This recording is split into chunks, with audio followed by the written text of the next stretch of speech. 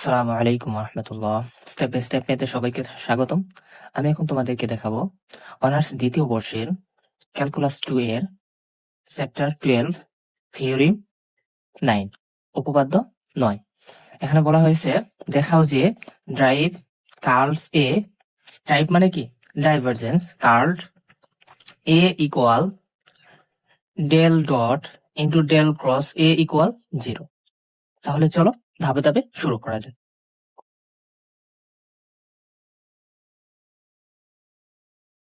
ধরি এ equal A1, A2, A3। ওকে, এখানে লাগবে হচ্ছে এ এর মান লাগবে আর হচ্ছে ডেল এর মান লাগবে। তাহলে আমরা এখানে আরেকটা লিখতে পারি, সেটা হচ্ছে আমরা জানি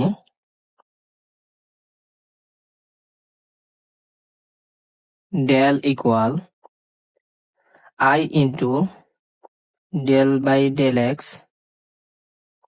plus j into del by del y plus k into del by del z.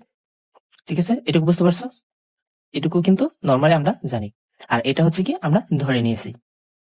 ঠিক আছে, তাহলে আমরা কি করব, ডেল ক্রস এ এর মান নির্ণয় করব। প্রথমে ডেল ক্রস এ ইকুয়াল আমরা লিখতে পারি হচ্ছে আই জে কে। এখন লিখবো হচ্ছে কি আই জে কে এর মানগুলা। তাহলে হচ্ছে কি del by del x, del by del y, del by del z. পর হচ্ছে এই এ এর মানটা, এ এর মানটা কি A1, A2, A3।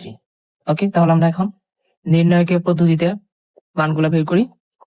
I equal কি হবে, আই এর কলাম এবং সারিবাদ, পরে এই কলামের এটা এটা গুণ মাইনাস এটা আর এটা। ওকে, দেখো তাহলে কি হবে, এটা আর এটা গুণ করলে হচ্ছে del A3 by del y minus এটা আর এটা গুণ করলে হবে কি del A2 by del z. পরে হবে কি প্রথমটা প্লাস, তারপর এটা হচ্ছে কি মাইনাস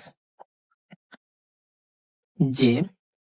এখন হবে কি জে এর কলাম এবং সারিবাদ, তারপর এটা আর এটা গুণ মাইনাস এটা আর এটা গুণ, কি হবে del A3 by del x minus এটা আর এটা del A1 by del z. পরে হচ্ছে কি আবার প্লাস কে ভেক্টর। এখন আমরা লিখতে পারি হচ্ছে কে এর কলাম এবং সারিবাদ দিয়ে বাকি দুইটা গুণফল, গুণফল এবং কি বিয়োগ del A2 by del x minus এটা আর এটা del A1 by del y. Okay, এটুকু বুঝতে পারছো কিনা? আচ্ছা, এরপরে দেখো আমাদের এখানে কি কি মান বের হয়ে গেছে। ডেল ক্রস এ, ডেল ক্রস এ এর মান বের করেছি এবং ডেল এর মান আমরা এখানে জানি। তাহলে আমরা কি করবো, এই মানটুকু বসাই দিব। তাহলে আমরা লিখতে পারি হচ্ছে del dot del cross A equal লিখতে পারি হচ্ছে i vector del by del x plus j vector del by del y plus k vector del by del z dot এইটুকু এইটুকু ডট এইটুকুর মান। তাহলে এইটুকুর মান আমরা কি পেলাম, এখানে এইটুকু বের করেছি। তাহলে আমরা মানটুকু বসাই দিব, i vector del A3 by del y minus minus হচ্ছে del A2 by del z bracket, পর হচ্ছে কি মাইনাস জে ভেক্টর, পর হচ্ছে কি জে ভেক্টর। জে ভেক্টরের মান কি আছে del A3 by del x minus del A1 by del z plus হচ্ছে কে ভেক্টর। কে ভেক্টরের মান কি del A two by del x minus del A one by del y. Okay, মানগুলা বসানো হয়ে গেছে। এখন আমাদের থার্ড ব্র্যাকেট ক্লোজ। ঠিক আছে, এখন আমরা এখানে গুণ করে দিব। এই যে i del by i vector del by del x এর সাথে কি হবে, সম্পূর্ণটুকু গুণ হবে। এখন যদি সম্পূর্ণ সাথে গুণ হয়, আমরা জানি হচ্ছে কি আই ইন্টু আই হচ্ছে কি আই স্কোয়ার ইকুয়াল হচ্ছে আমরা 1 লিখতে পারি।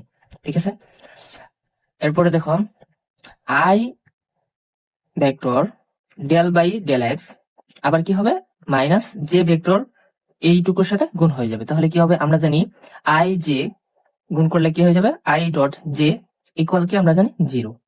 তাহলে এইটুকু আর এইটুকুর মান হয়ে যাবে কি 0। পরবর্তীতে আবার দেখো আই ডট কে ইকুয়াল আমরা জানি 0, তাহলে মানে কি এটাও 0 হয়ে যাবে।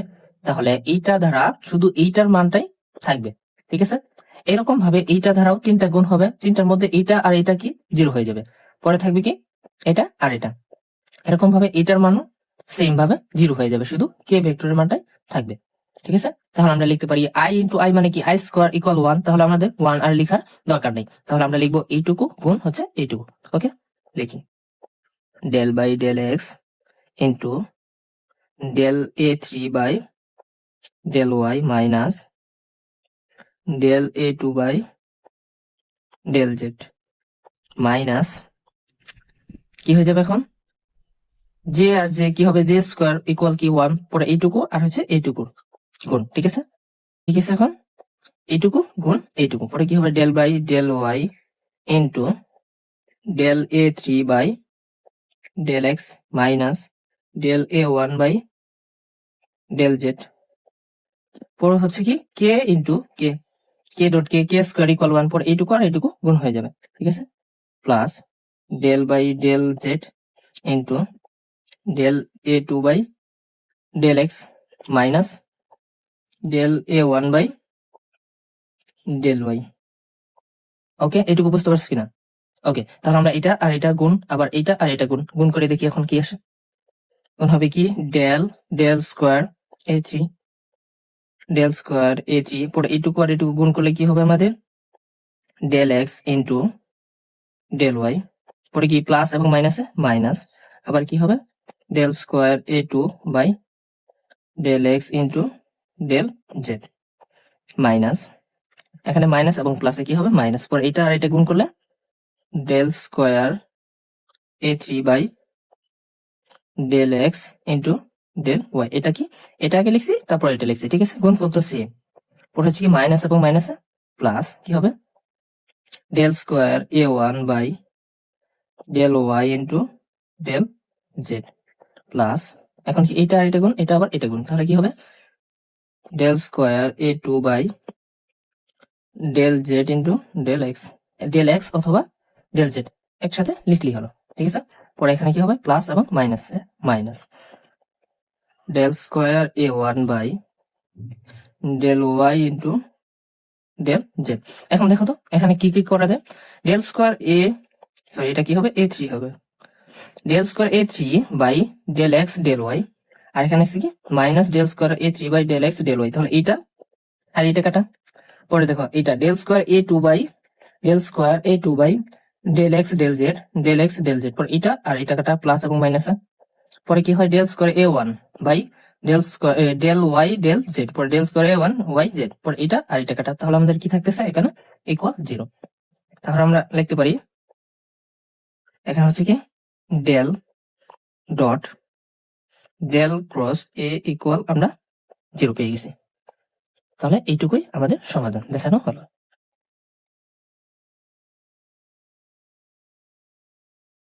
ওকে, আজকে এই পর্যন্তই।